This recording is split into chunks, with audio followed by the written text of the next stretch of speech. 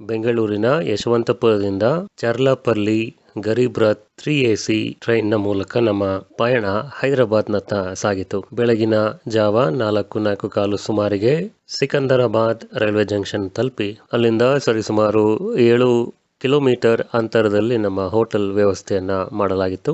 ಇತಿಹಾಸದ ಭವ್ಯತೆ ಮತ್ತು ಆಧುನಿಕತೆಯ ವೇಗ ಎರಡನ್ನೂ ತನ್ನ ಮಡಿಲಿನಲ್ಲಿಟ್ಟುಕೊಂಡಿರುವ ದಕ್ಷಿಣ ಭಾರತದ ನಗರ, ಮುತ್ತಿನ ನಗರ, ಭಾಗ್ಯನಗರ ಎಂದೇ ಕರೆಯಲ್ಪಡುವ ಹೈದರಾಬಾದ್ ತೆಲಂಗಾಣ ರಾಜ್ಯದ ರಾಜಧಾನಿಯಾಗಿರುವ ಈ ನಗರಕ್ಕೆ ಸರಿಸುಮಾರು 430ಕ್ಕೂ ಹೆಚ್ಚು ವರ್ಷಗಳ ಸುದೀರ್ಘ ಇತಿಹಾಸವಿದೆ. ಕುತುಬ್ ಶಾಹಿಗಳಿಂದ ಹಿಡಿದು ಆಜಫ್ ಜಾ ನಿಜಾಂ ತನಕ ಅನೇಕ ರಾಜವಂಶಗಳು ಈ ನಗರವನ್ನ ಆಳಿವೆ. ಖಾದ್ಯಗಳಿಗೂ ಹೈದರಾಬಾದ್ ಹೆಸರುವಾಸಿ. ಸೊ ಬನ್ನಿ, ಇಂದಿನ ವಿಡಿಯೋದಲ್ಲಿ ನಾವು ಭಾಗ್ಯನಗರ ಎಂದು ಕರೆಯಲ್ಪಡುವ ಈ ಸುಂದರ ಹೈದರಾಬಾದ್ ನಗರವನ್ನ ಸುತ್ತಿ ಬರೋಣ.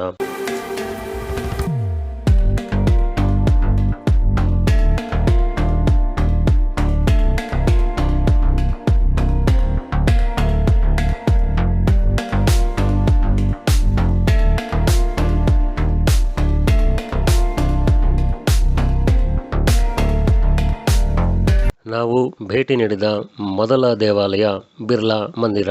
ಹೈದರಾಬಾದಿನ ಕಾಂಕ್ರೀಟ್ ಕಾಡಿನ ನಡುವೆ ಬೆಳ್ಳನೆಯ ಮುತ್ತಿನಂತೆ ಹೊಳೆಯುವ ತಾಣವೇ ಈ ಬಿರ್ಲಾ ಮಂದಿರ.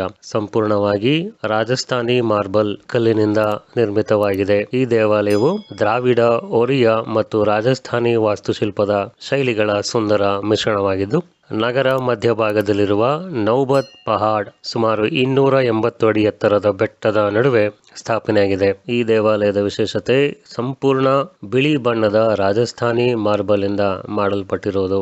ಮುಖ್ಯ ಗರ್ಭಗುಡಿಯಲ್ಲಿ ಬಾಲಾಜಿಯ ಗ್ರಾನೈಟ್ ಶಿಲೆಯಿಂದ 11 ಅಡಿ ಎತ್ತರದ ಭವ್ಯ ಮೂರ್ತಿಯನ್ನ ಕೆತ್ತಲಾಗಿದ್ದು, ತಿರುಪತಿಯ ವೆಂಕಟೇಶ್ವರ ಸ್ವಾಮಿಯನ್ನ ಹೋಲುತ್ತದೆ.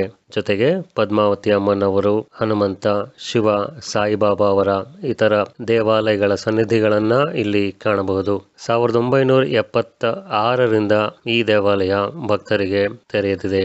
ಬರುವ ಪ್ರವಾಸಿಗರಿಗೆ ಮಾಹಿತಿ: ಸಮಯ ಬೆಳಗ್ಗೆ 7ರಿಂದ ಮಧ್ಯಾಹ್ನ 12 ಮತ್ತು ಮಧ್ಯಾಹ್ನ 2ರಿಂದ ರಾತ್ರಿ 9ರವರೆಗೆ ಈ ದೇವಾಲಯ ತೆರೆದಿರುತ್ತದೆ.